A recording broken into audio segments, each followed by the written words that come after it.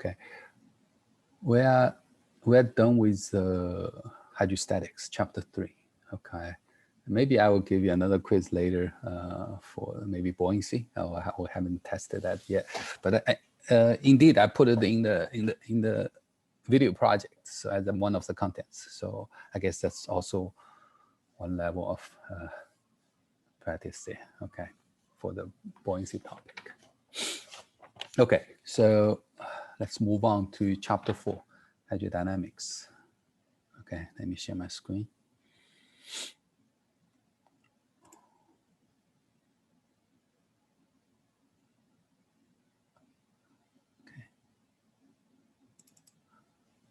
Okay, by the way, I also posted the solution for the quiz. Okay, take a look to see if you understand.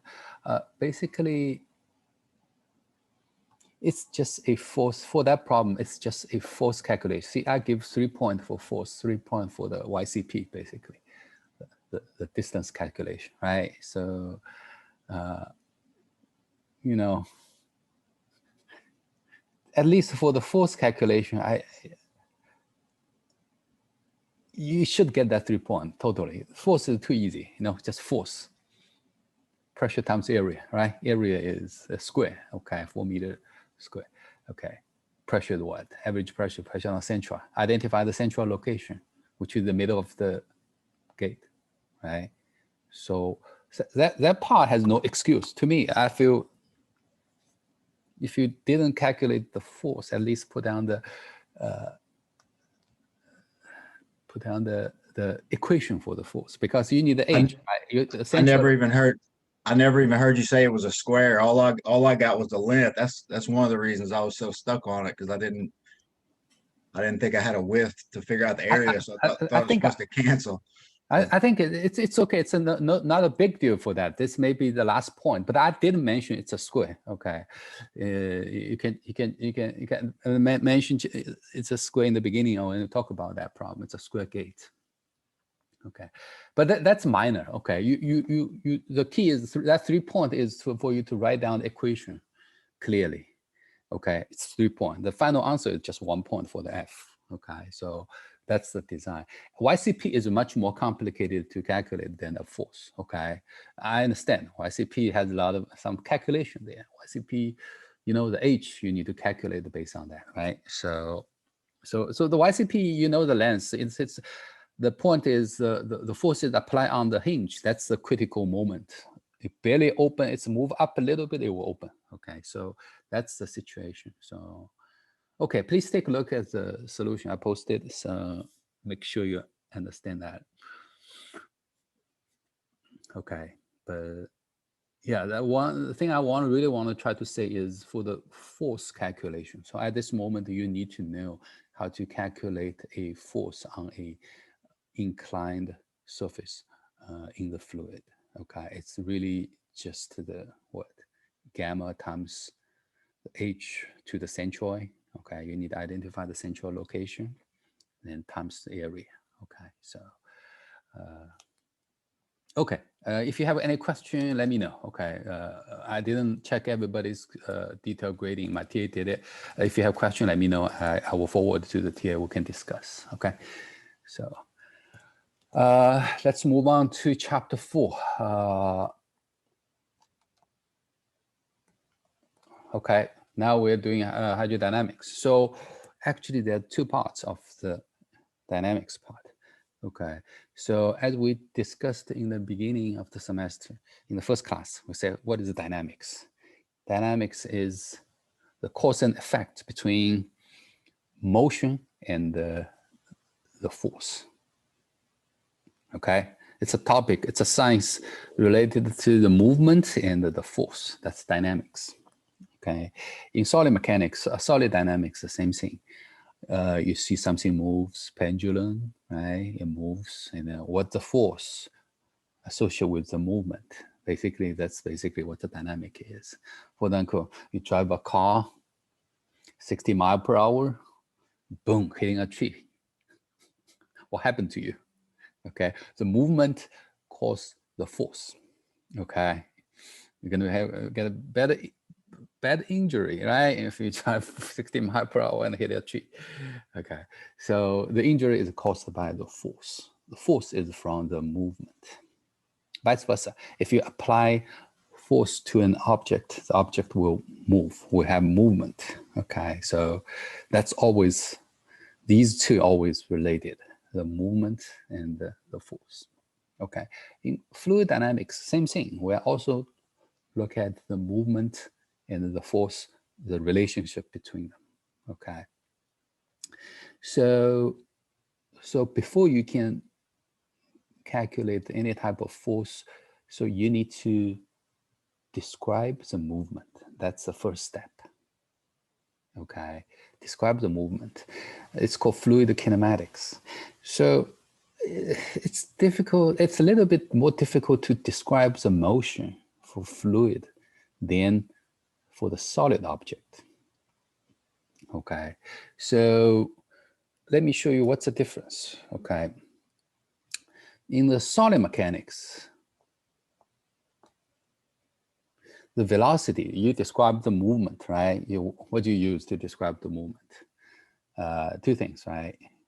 Velocity and acceleration. Is that right? Is that the two ways we describe the movement, right? So in solid mechanics, velocity is a function of t only. Okay, it's from the displacement, right? For the space xt, right? Dx dt, they become velocity. Is that right? So you guys had the 202, right? Or maybe 203 is also included that, right? Any displacement, you take first order derivative of the displacement, it become velocity, right? If you throw a ball, you find the location for the ball at every moment. Okay, you can track the location. Then dx dt is your velocity. Okay, so x is a function of t, so dx dt is also a function of t only. Okay, it's not a function of x, y, z, it's just a function of t. Same as acceleration. Acceleration is also a function of t because it's only dv dt.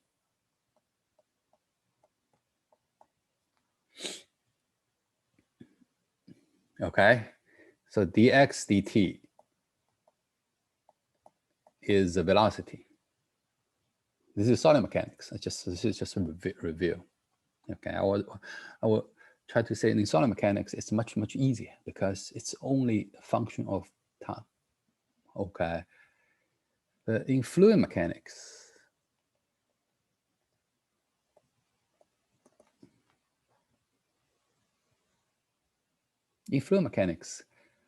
you're not looking at that particle.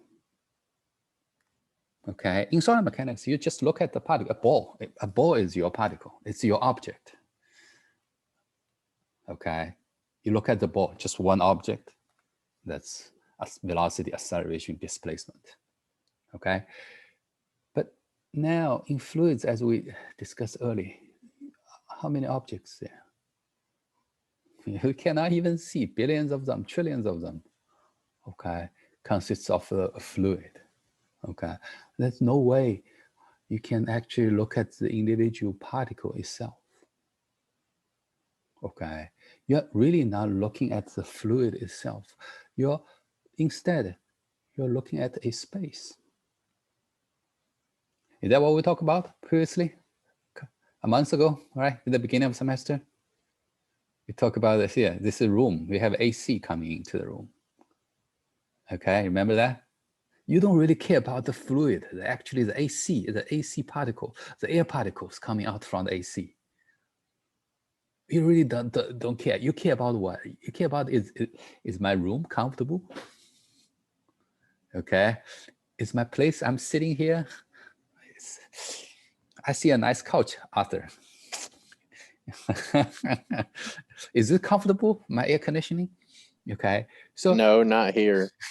I'm at the school. The AC's been horrible. Okay, especially Zhuhao. I hope that this construction will make it improve. I heard change the AC system, something like that. I don't know. I hope so. I hope so. I hope so. It's terrible in the ETL and in the Zhuhao. In Zhuhao, it's funny.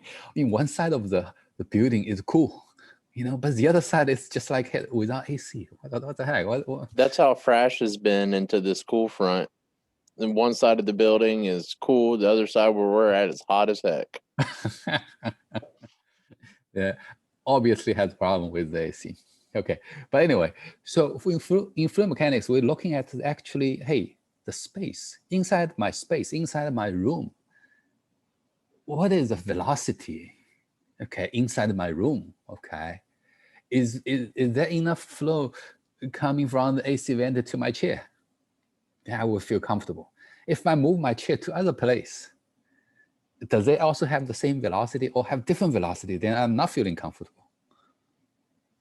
Okay, see, we're really not looking at the particles coming out from the airflow, and we care about the space. In solid mechanics, if you use a solid mechanical way to study fluid mechanics, you have to look at the individual particle coming out of the AC vent. See where is the location every time, and what is the velocity acceleration of that particular particle. Okay, do you see the difference? Here, we don't care about particle. We just care about at every different location inside my room, does it have the good velocity? So in that sense, if you want to describe the flow in your room, your velocity is a function of X, Y, and Z. Is that right? Coordinates. If you have a different coordinate, you have a different velocity. Do you agree? Right? So your expression is not that simple. It's a function of locations, your velocity. It's a velocity field. It's not a velocity of a particle. Okay. Remember you watched the Star Wars? The force field. Same thing. Velocity field. We're looking at the field. Field means it's in a space. How does it change? Right? So it's function of X, Y, Z, as well as a function of T. So it becomes a much more complicated form in terms of velocity in fluid mechanics. Okay. No choice. We have to do that because you're not able to track the trillion particles individually. Okay. If you can, go ahead. Actually, yeah, because of the high performance computing now, there's a branch of fluid mechanics they call particle dynamics. Okay, they're actually trying to track not trillion particles. Maybe they can track a million of particles at the same time. So use computer, use high performance parallel computing. Okay, so okay, but that's a different story. We're still stuck with the traditional fluid mechanics, right? So velocity is X, Y, Z, and T. Okay. So think about how you describe the velocity. If you want to draw a vector field to represent a space, velocity in a space, you can say, hey, this is my space. Okay, what is my velocity in the space? What is my velocities in the space? It's not just one velocity. Okay, usually what we do, we use vector, right? You know vector, right? The arrow with the lens. Okay, force. In previous chapter, force is the vector, right? We do arrows to represent the force. Here we can use arrows to represent the velocity, right? So where do I IJK? IJK, exactly. So let's say we have a space here. So what we do is we have to have IJK XYZ, right? XYZ coordinates. So let's say we divided our space into a grid. I can draw the 3-dimensional, I draw 2-dimensional. Let's say this is X and the Y coordinates. Okay, so you describe the flow in that space. It's not one velocity. Remember, it's not one velocity. The velocity could change everywhere inside this space. So that's the reason I want to place a grid on it. How far I want to place a grid depends on the application. You can do infinitely fine grade. Okay, if you have a computer, you can do 1 million by 1 million. Okay, so you have a very fine, detailed flow field. Okay, but if I'm just drawing on my paper, I can. This is what 1, 2, 3, 4, 5, 6 by 6 by 5. Okay, for this space, doesn't matter. So on every location xy, I have a particular xy that could be a vector.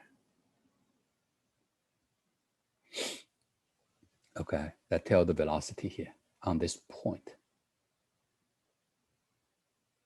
Okay.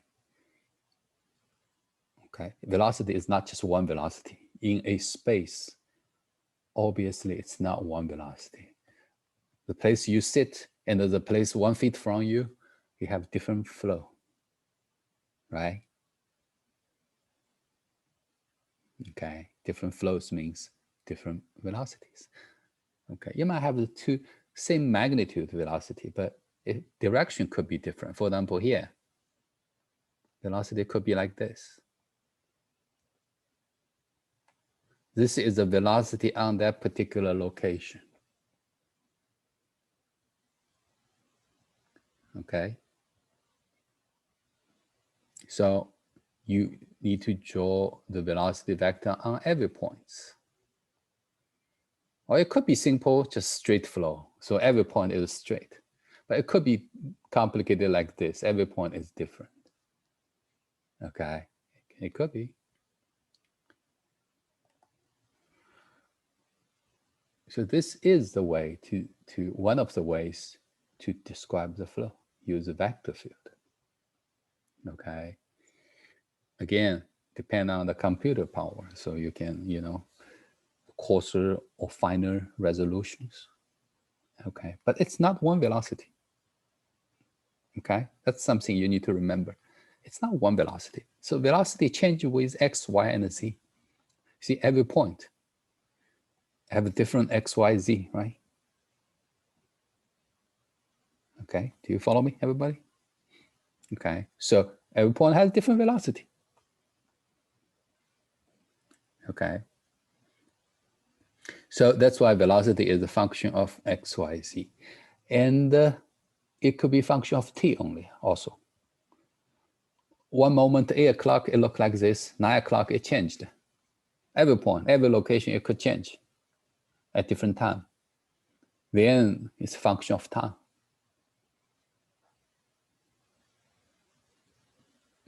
Is that right? So you can have a mathematical expression for velocity.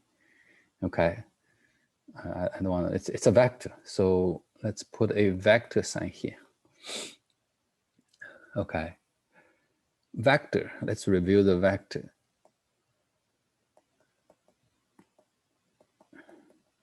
Vector has components, right? Do we do this?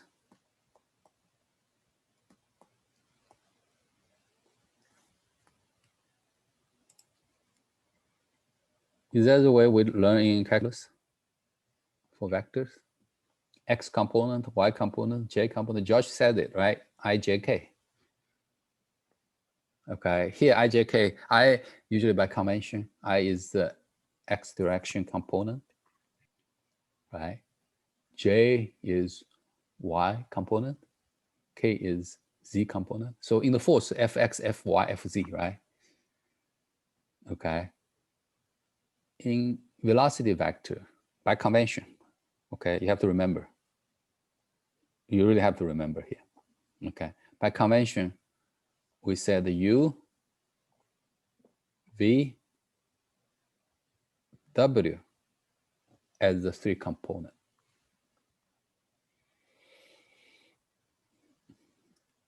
Okay, convention, by convention, we use UVW, U, X component, V is a Y component, W is Z component.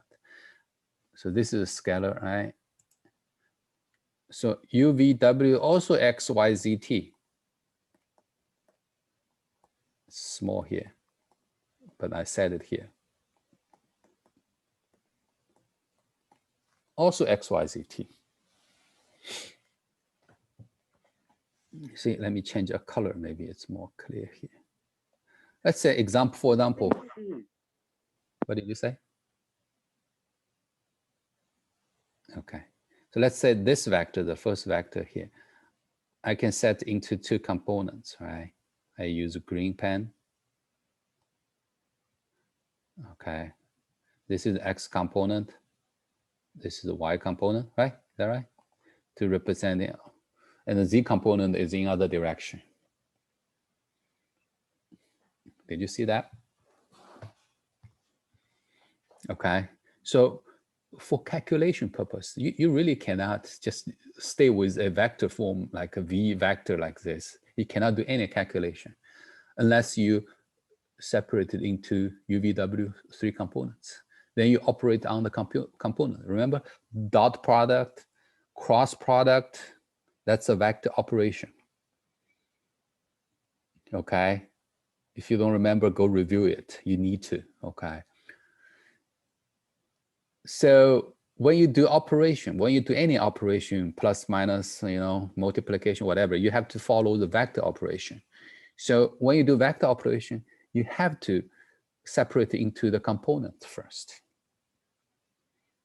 Okay, UVW for any vector. So that's why I put the example here. Okay, for this first vector here, I separate it into X component, Y component here. Z component is in other dimension, I cannot show. Okay, so here X component is U and the Y component is V.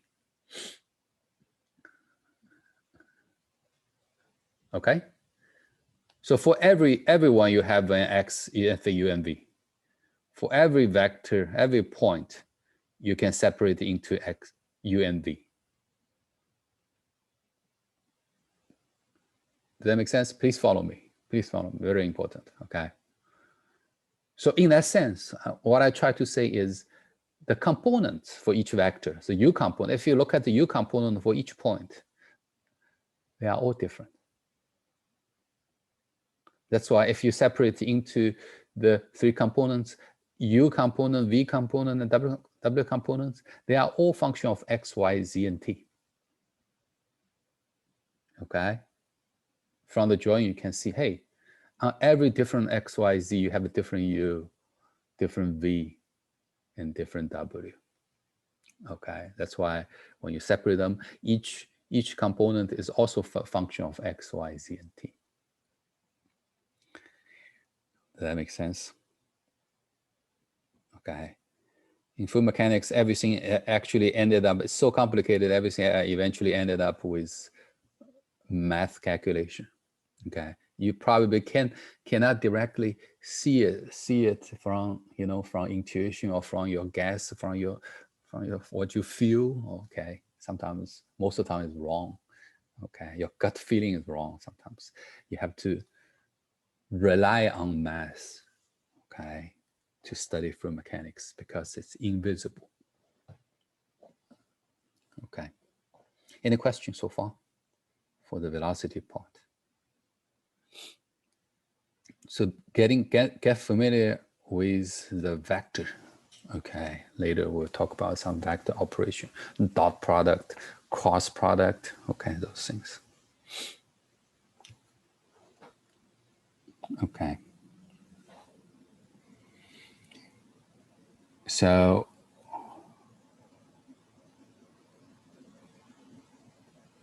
what is velocity? What is acceleration then?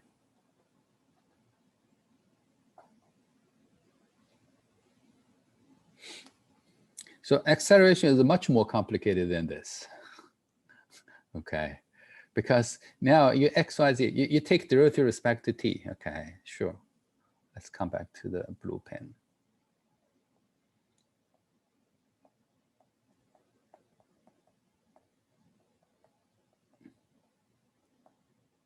Mathematically, the X, Y, Z is also a function of T. So you have to use the chain rule, right? Is that right? Okay. So this will be,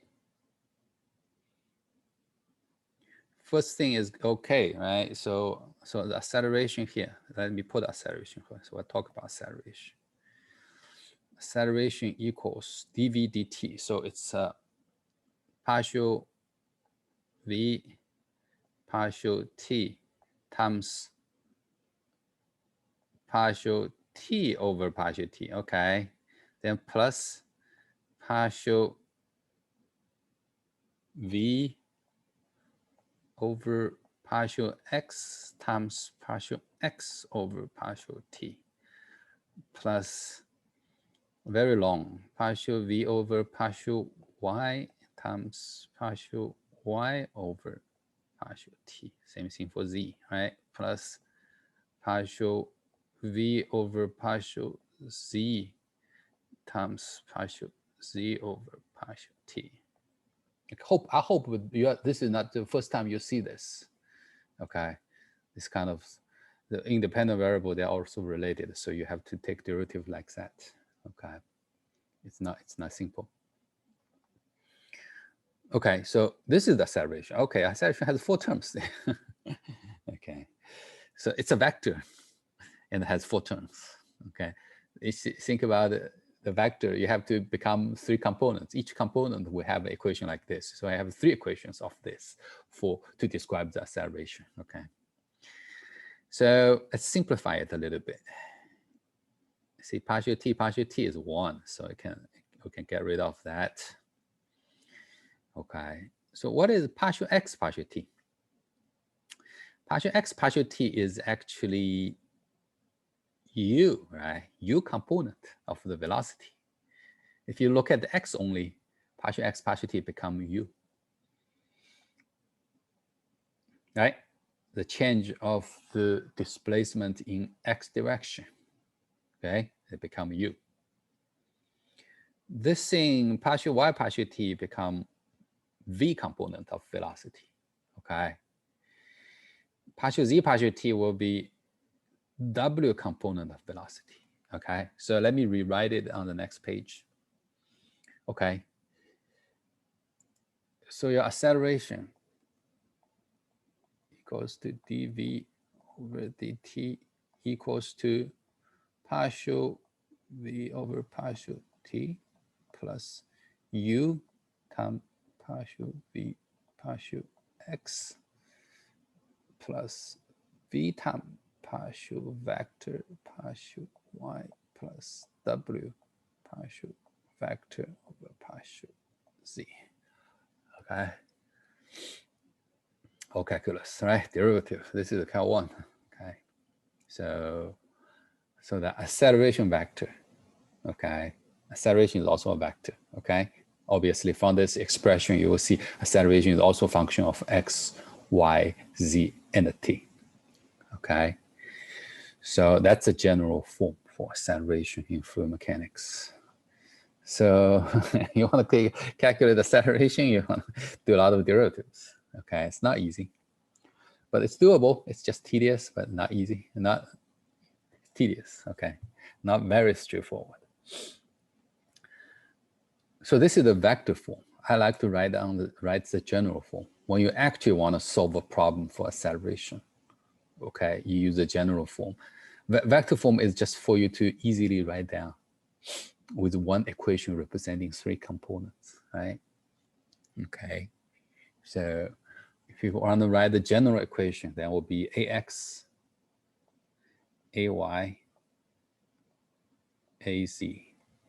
Acceleration as a vector also has 3 components, right? So ax, you are going to use the x direction component of velocity to write the ax equation. Okay, so the vector partial v vector here will be replaced by partial u partial t. Okay, use x component to replace the vector here because you are calculating x component acceleration. Okay, plus u partial u partial. So replace the u to the vector, but keep this uvw 3 terms untouched. Okay, v partial u partial y plus w partial u partial z. Okay, that's why at the first step, when you do this type of calculation, you need to separate your vector into 3 components, u, v, w. Okay, you have to do that. Okay, without doing it, you don't have a u, you don't have a v, you don't have a w. How can you calculate acceleration ax, ay, and z, right? Okay, so anybody can help me with the ay?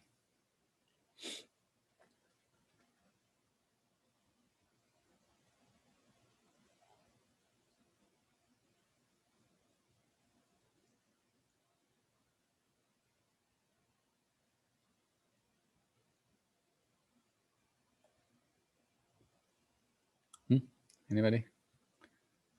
The az?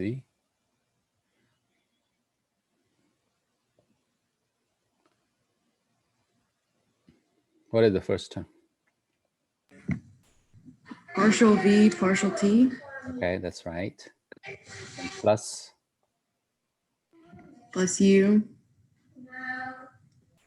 U times, partial v, partial x. that's right. And plus v times, I know you know it. Okay. Partial v, partial y. Yeah, that's right. The third term will be w times partial v partial z. Okay, you use v in the numerator. Okay, partial v in the numerator to calculate ay, right? Acceleration in the y direction. Same thing for az. So good. I guess you got it.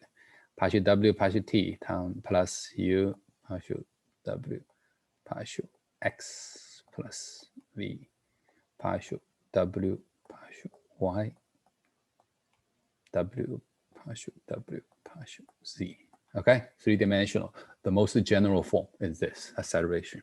Okay, so you have, if you have expression for u, v, w, that's it. Just take derivative. Okay, you can calculate the expression for ax, ay, and az. Then you can substitute to the x, y, 0 coordinates to find out the actual value. Again, just similar to the vector field of the velocity, you can draw vector of the acceleration too. Okay, we barely do that because vector seems like pretty straightforward. If you use the for the velocity to show you the direction and the magnitude. If you draw acceleration vector, it will be confusing. Okay. Okay. Any questions so far? This is 3D. Okay.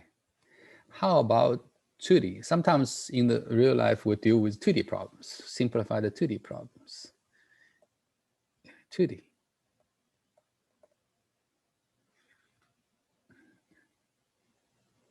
Okay. Think about it. What is the expression for 2D?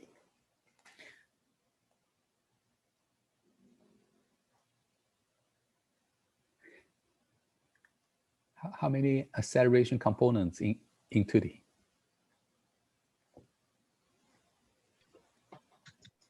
I didn't hear. How many acceleration components in 2D? 2. 2 components. 3. I heard you said 2, and some of you said 3. Which, 2 or 3? 2D.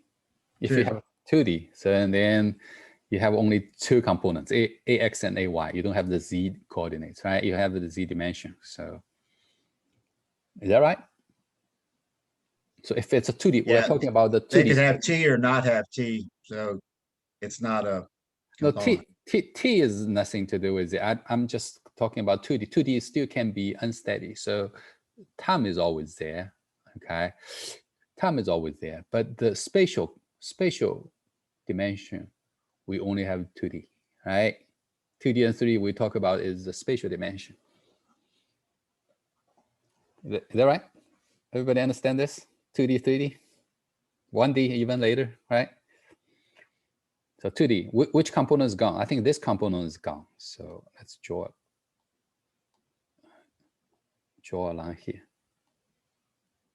We only have ax and ay. Okay, so ax and ay. Let's look at the let's look at the AX and AY equation.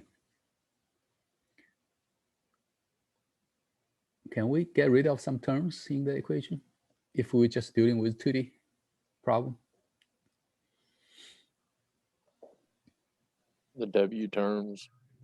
W terms is gone, right? We don't need the W terms. Actually is, strictly speaking, yeah, you Would can be say W and Z. the W is, you can say it's 0, there's no velocity in the W, okay? But actually, partial Z, partial U, partial Z, partial V, partial Z is also 0. 2D, really 2D means a slice, okay?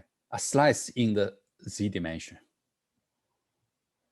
right? And if we can say it's 2D problem, then the slice, we can pick any slice. That means along the third dimension, every slice, the value is the same. Can you think about that? I think that's it's not really related to the fluid mechanics, but that's something I want you to fully understand. 2D doesn't mean that the third dimension doesn't exist. It doesn't mean that. It just means along the third dimension, every slice is the same. Okay, you have an infinitely long bar, for example. You choose a cross section. Okay, but it's infinitely long, so the cross section, every cross section is the same. Okay, you see my point? You have an infinitely long bar, for example, a cylinder, very long cylinder. You just pick one cross section, pick one slice to study something on it. Okay, if you can say it's 2D problem, that means this cylinder is very long. Then every slice you cut looks the same. Okay, it doesn't mean it's uniform on that slice. No, I didn't say that. I just said every 2 slides are the same. Okay, and then it's 2D. So in that sense, the gradient along the third dimension is 0. Whatever gradient, density gradient, velocity gradient, pressure gradient, temperature gradient along the Z dimension is 0. You know gradient, right? I'm saying those words, I'm not sure fully understand. Gradient means first order derivative, that's gradient. The changing rate. Do you understand, guys? Sometimes I talk, and I feel maybe, sometimes maybe you didn't catch it, didn't fully understand. Okay, gradient. I will use that word a lot during my class. Please understand. It's first order derivative, the changing rate, the first order changing rate. Okay, so actually partial U, partial Z is 0. Partial V, partial Z is 0. So these 2 terms are gone. So let's cut it here.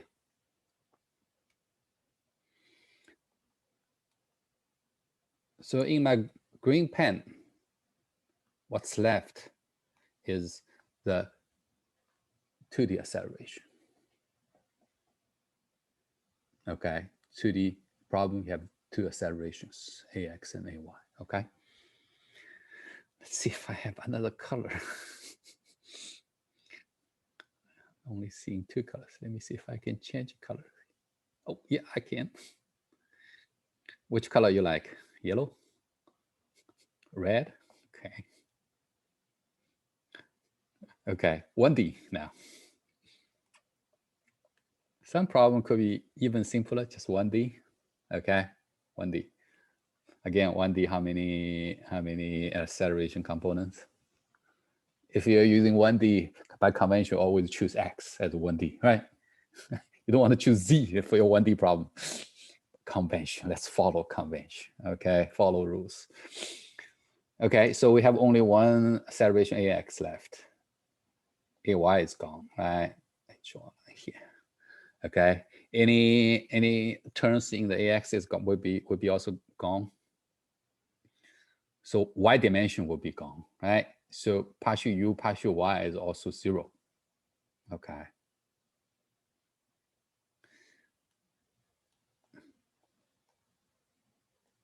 Okay, so that's what's left for 1D.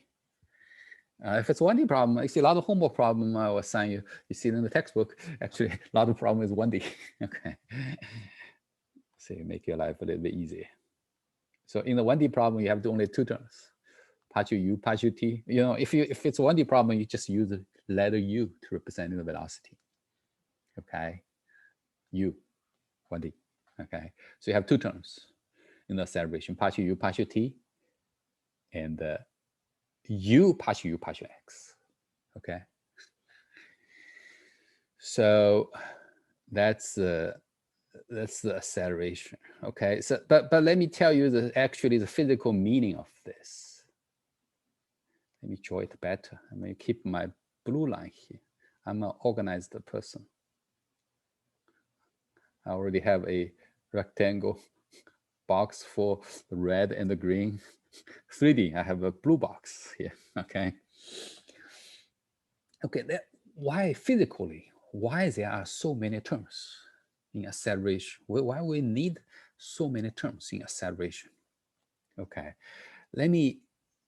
mathematically we need, you know it, I proved it to you. This is the mathematically why we need so many terms, because velocity start with the function of x, y, z, and t. Then you take derivative with respect to t, you have to be so many terms. Okay, so I always like to connect math to engineering, to reality. Okay, see, that's what I feel in college, for the engineering students, the math should be taught by the engineering faculty. Okay, we can relate it to the math you learn to the actually engineering application. Nobody gonna do it, I guess. If I said talk to anybody about this, the math department gonna kill me. Don't get the course back to the engineering. But to me, you know, it will be a better ways to bridge the calculus, so complicated calculus, right? Bridge the calculus to the actually application, to the reality. Then people will be more, you know, easier to understand. Okay, so why did it need so many? So let me give you an example. Let me give you an example. Okay. Okay, this is let's say a expansion. Okay, expansion duct. So you have velocity coming in this side, you have flow coming out of this side. You know, the flow will be a little bit different. Yeah, in and out. Okay, does that make sense? You know, that's the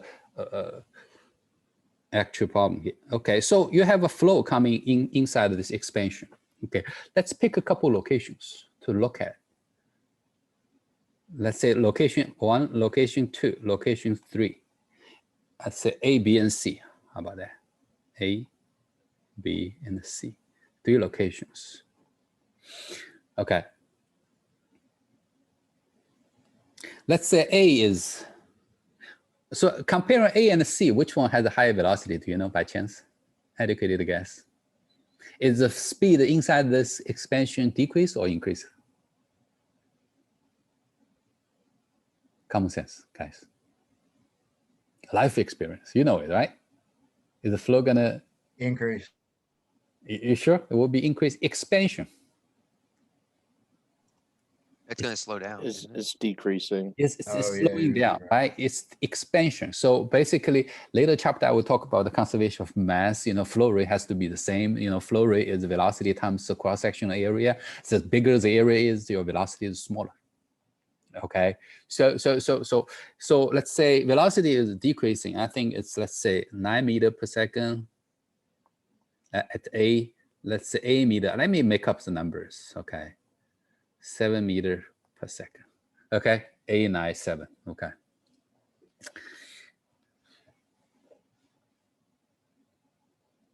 So obviously the flow is decreasing. So you will have a negative acceleration there. It's non-zero acceleration. Do you agree?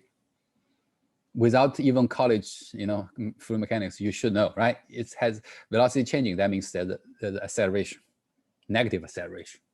Okay. Okay. In reality, it is. Okay. So let's come back to the mass. Okay. Oh, I complain about the equation so complicated here, so many terms. Let's say if we just have one terms, what happens? Let's say our acceleration, if it's only like in solid mechanics, Remember, in solid mechanics, there's only one term, right? Partial v, partial t.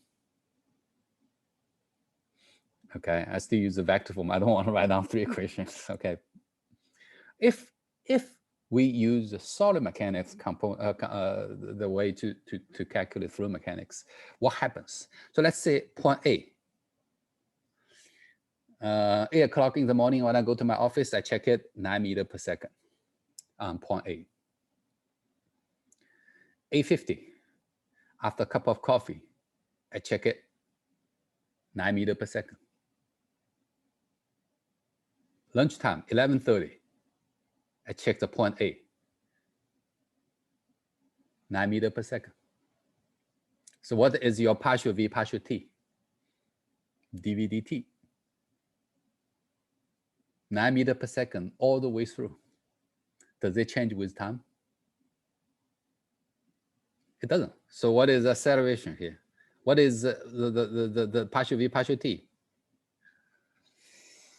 Man, that's not 0. My gut feeling tells me it's not 0. That's why we cannot use the simple solid mechanics, the way solid mechanical way to calculate acceleration. If we use this only time derivative, then it would turn out to be 0 in this problem for point A, which you know it's not. You know, it's obviously has deceleration. The flow decelerates. Okay. Same thing applied to B and C. So then let's look at the equation here. We have 3 more terms here. It's not equal to 0 here. Okay, we have partial v partial x times u. Is this 0? Uh-oh, now obviously the rest of the 3 terms are not 0. If you take into account the spatial derivative, it changes along the x direction. It changes along y direction. The velocity changes along z directions. So your first order derivative, partial v, partial x, partial v, partial y, partial v, partial z, are not 0. That's why the acceleration is not 0, just like we just know, right? We knew it's not 0. Okay, that tells you the physical meaning why you have to have such a long equation to describe the acceleration in fluid mechanics. Because you need to take into account the spatial change of the velocity. Not only the time change. Okay, in some application, it could change with time. In some, it doesn't change with time. But it doesn't matter. As long as it changes with space, it always has to have acceleration, non-zero acceleration. Okay. So that's fluid mechanics. So the first term here, we give a name. Still, we keep this term in there in case it changes with time, right? It's called, what's the name of it? The name of it, let's say, local acceleration, it's called.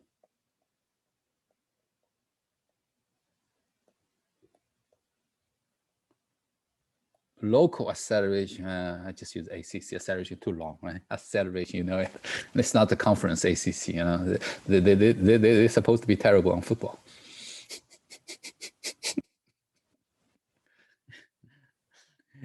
Florida is SEC, but Florida State is ACC, right? Did you guys always beat them? Florida leads in the series. Okay, it leads, right? So, okay. But recent years, Florida State, I remember. For a while after Urban Meyers left, Florida State beat us a lot until we got Dan Mullen now, and we got better quarterbacks. So we've been doing better the past few years. Yeah. Okay, this is called local acceleration. Okay, the rest of the 3 terms here, it's called convective acceleration.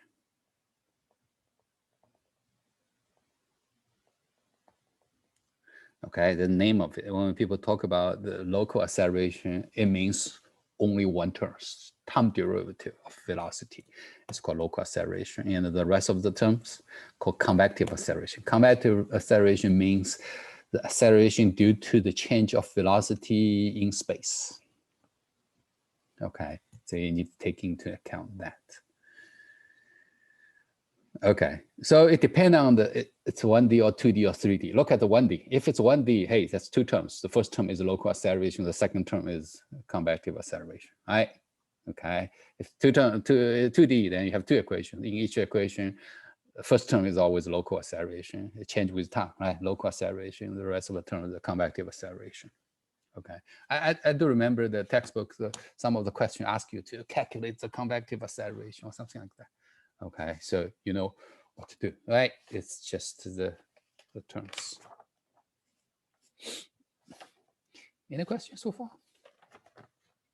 Did I make myself clear on the concept, velocity and acceleration?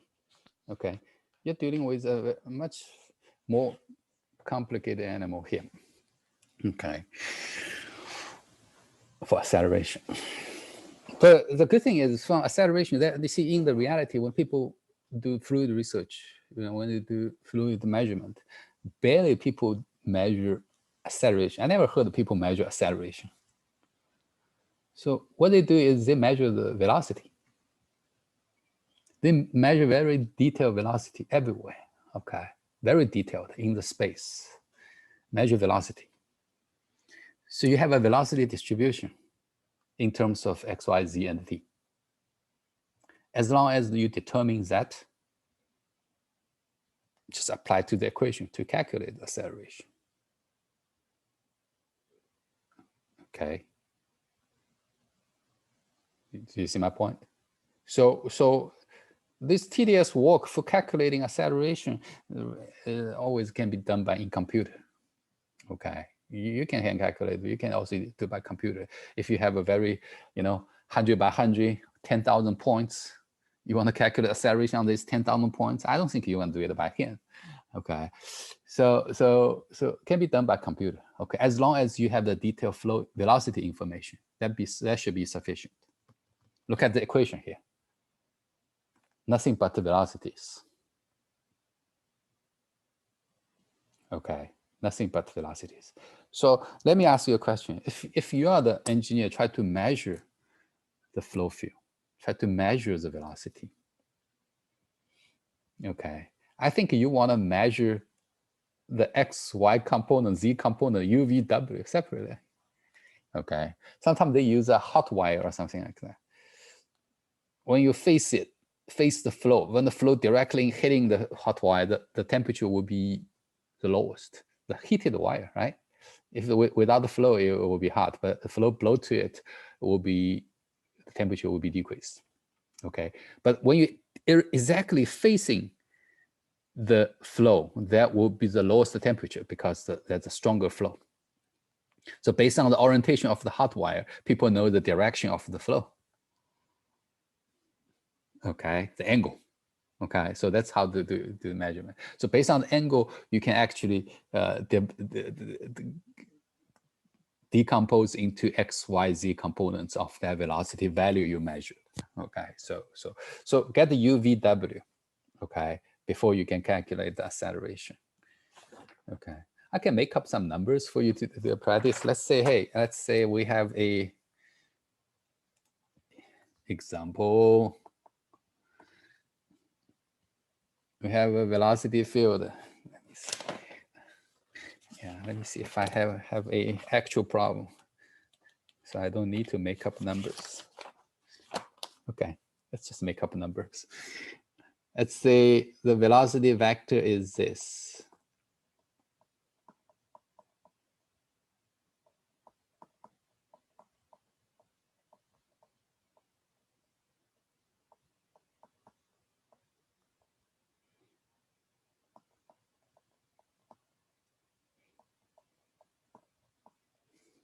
Okay, first of all, when I write down this expression, do you understand what does it mean physically?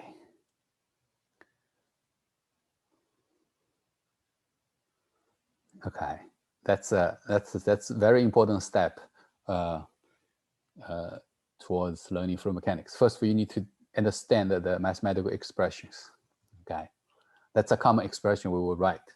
For example, it's just example. I make up numbers, but still. What does 2x plus 3 means. What is that? And what is 3y squared plus 6? And what is 5z plus 1? Well, of course, I will ask you to calculate the acceleration, okay? So, but you have to know what are the three terms mean here, I, j, k. Like, honest with me, do you know vector? If you really have no... Is that the velocity curve in each specific direction? Velocity curve, what do you mean by velocity curve? Like just in the x direction, say if you would graph it, the graph would be 2x plus 3. In the y direction, it would be 3y squared plus 6. And in the k direction, 5z plus 1, and then you would find the magnitude for the speed or something. Okay. You may be close, but you're still not fully correct about the physical meaning of this. This is a velocity field, right? Look at this velocity. Velocity function of x, y, z. It's not a function of t, but it's function of x, y, z. That means it's a steady state velocity field. Okay. Okay. So that means, hey, on a domain,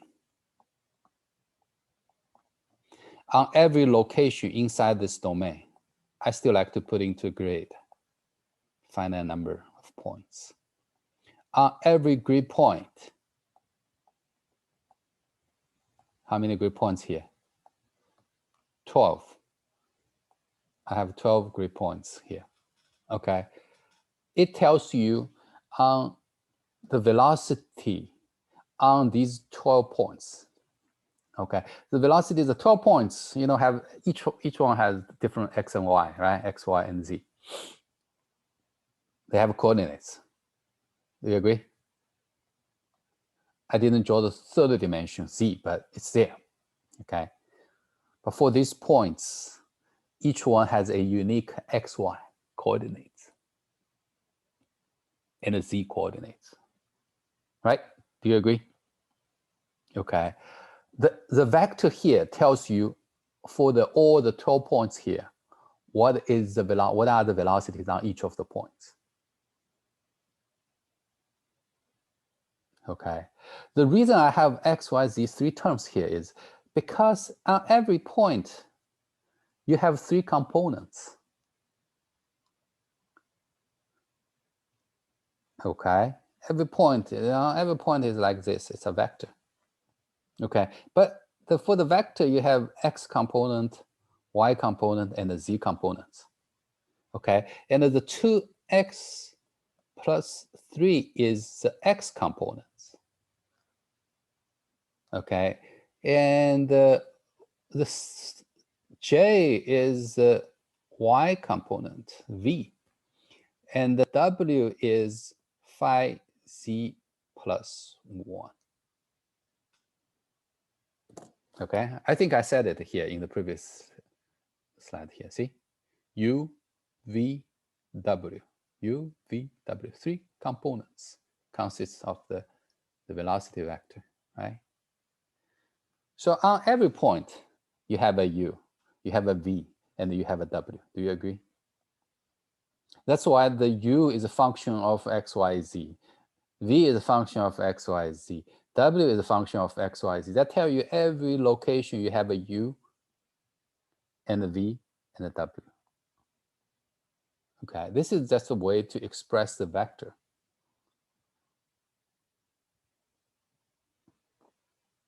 Do you agree? So this is the u component, v component. So every point follow this function, follow this expression. Okay, seems like the u. Okay, on the bottom 3 point, let's say the x is 1, 2, and 3. Let's say.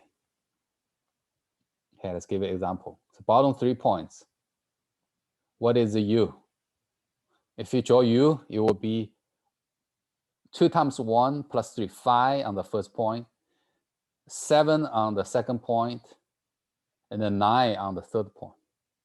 This is just your u. Your u, u, u.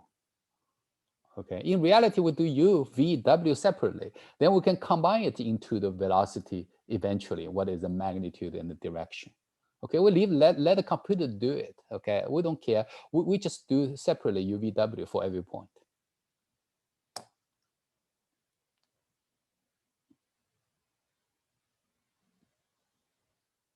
Okay.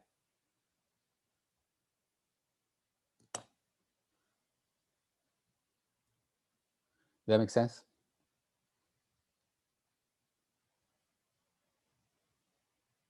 Every point, every unknown point here, there's 12 points.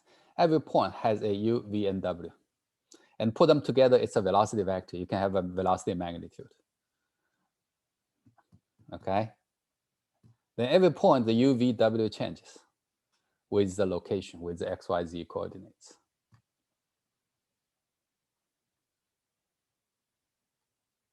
Josh, did that make sense to you? It's slightly different with what you explained, but I think it's close. It's close to what you said. So those are the components, and then you would need coordinates to be able to figure out. Yes, yeah, figure actual value. Yeah. Okay. So what is acceleration now? So acceleration, you're going to find acceleration also from every point. From every point, you need to have 3 acceleration, AX, AY, and AZ. Is that right? AX, AY, AZ is just the components. Okay.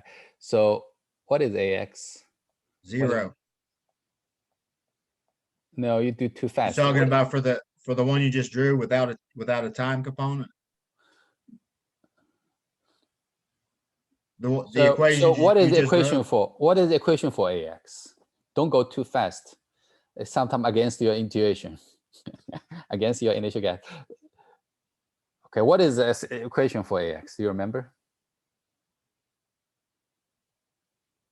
Is this 1D or 2D or 3D? 3D.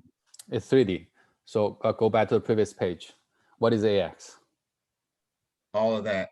All of that, yeah. You have to write it down, okay, before you to make a decision. Again, that's a habit.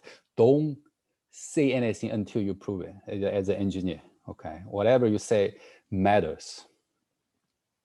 Okay, so let's write it down. Partial U, partial T plus U, partial U, partial X. That's your Bible. It's your God. Your mathematics is your God, basically. It's a Bible. And that's the only thing you can rely on. Experience sometimes is right, sometimes is wrong. You need to only be wrong once to dequalify as an engineer, okay?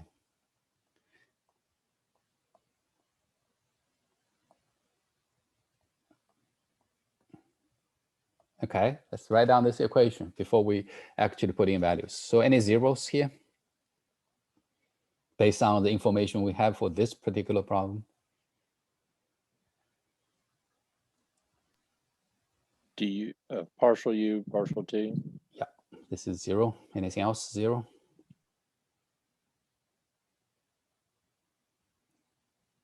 More zeros. Anything with respect to time? It's already gone, see? I'm talking about AX. Okay, in the AX equation.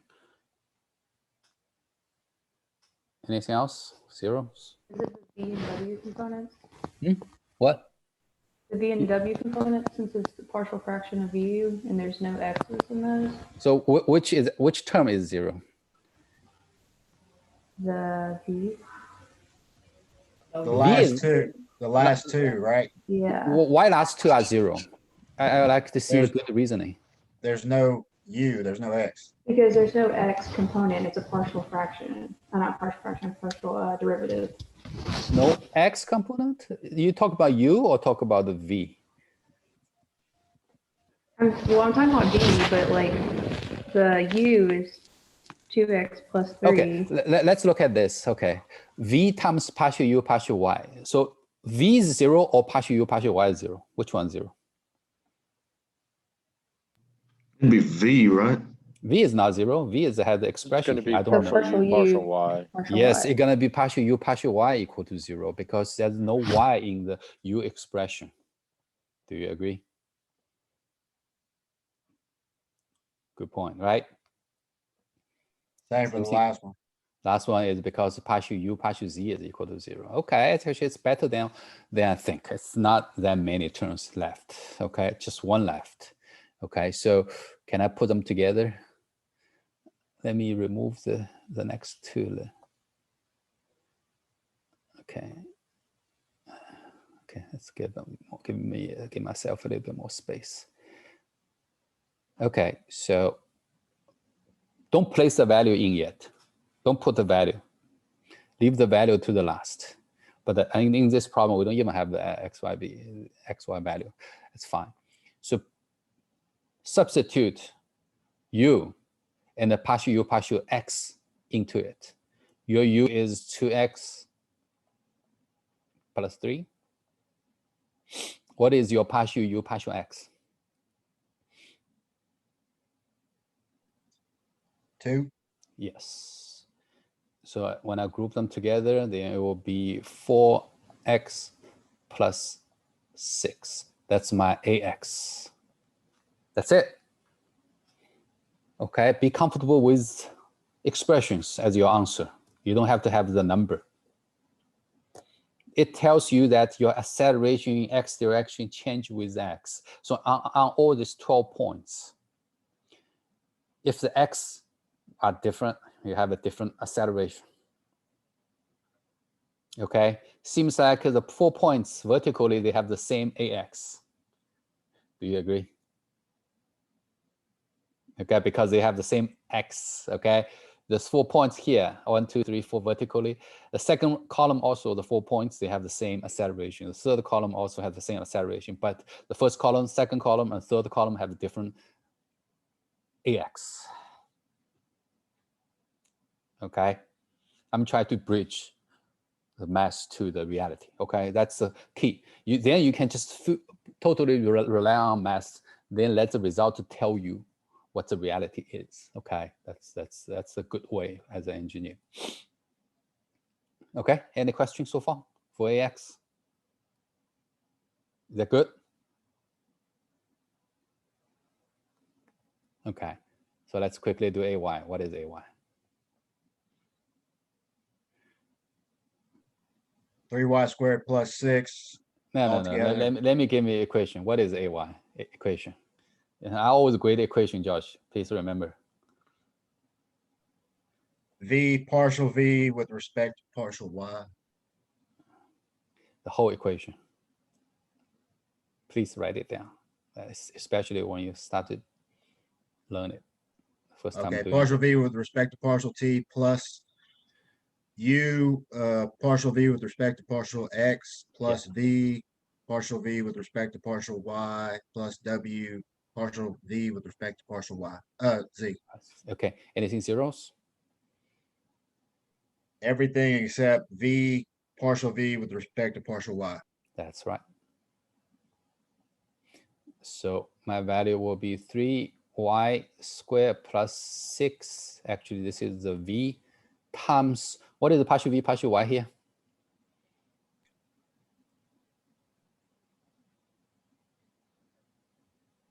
6y squared. Oh, excuse me, 6y. 6y. Okay. So if I put them together, it will be 18y cubed plus 36y squared. Oh, no, 36y, not square. Okay. So now if you have individual y values for any point in this domain, you can just place the y value there and then you can find out the actual number for y acceleration for that point. Okay. Same thing for the AZ, right? I don't need to write AZ, I guess. I guess it's almost time. Okay. So for, again, if after you get AX, AY, and AZ, for any given location in your domain, as long as you have the XYZ coordinate in the form for any point, you can actually get the value, acceleration value for at that point. Okay, so always substitute that value the last. you can't substitute the value first. You know, if you substitute value to the UVW, then you have a value already for UVW. Then you take a derivative respect to X, always 0, right? A value take derivative always 0. So that's wrong. Okay, so always take derivative before you substitute values, before you substitute the coordinates, X, Y, Z's. Okay. Does everybody follow me here? Everybody's good on this?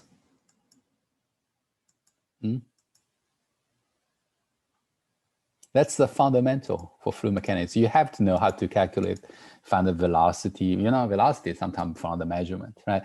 So then acceleration, definitely you need to know how to calculate, depending on 1D, 2D, or 3D problems. Okay. Okay. But to me, it's kind of straightforward. Follow the rules. You have the equation here. I'm drawing here. We use 3 colors. Red is 1D, green is 2D, blue is 3D. Okay. If you see a problem 2D, okay, I place that 2 equations down here first before I do anything. Dr. Zen, give me some points. Okay, can you do that? I'm serious, really. Okay, that's what really engineers do. What we solve a real-time problem, let's put down the equation first, the appropriate, correct equation from my dictionary, dictionary of equations. Pick one. Okay, I have to pick the correct one first. Then start from there, right? Okay. Okay, I guess that's it for today. Okay. I have one. It's not really a question. Yeah, go ahead. So I guess we need to get used to, like, say when you give, well, I'll say when there's a velocity field, the components are in X, Y, Z. They're designated with IJK. That's right. And then when we're writing equations, we use subscript X, Y, Z, like for A or V. Yeah. That's for the convenience for our actually calculating something. You know, if you keep the vector form, you know, it's difficult to actually calculate some value, you know, IJK. So my suggestion is just use AX, AY, AZ like this. This is actually a direct equation that you can use to calculate a value. Right. Yeah. So when it's written just as like you have it there, use UVW. But then when we're solving it, actually go back to X, Y, Z. Yeah. When we solve it, eventually you can write your final answer as this form. Or maybe acceleration, let's see, or maybe this form, let's write it here. AXI plus AYJ plus ACK. Eventually, your final answer, you can write it into this form. Because you know the expression for AX, AY, and AZ. Then you can use this to put together, right? This is a way to describe the solution. You know, use vector, you know, format basically. Okay, but the key is to find out the AX, AY, and AZ value based on the 3 equations above here. Not value, the expression for AX, AY, and AZ, right? The value just for 1 point. All right, thank you. You're welcome. Yeah. Is that clear to everybody? We have to play with vectors, and then the general equation is for reality, right? Vector is for easy to write. Okay, so okay, good. It's actually time 10:45. Okay, see you next Tuesday. Thank you. You're welcome.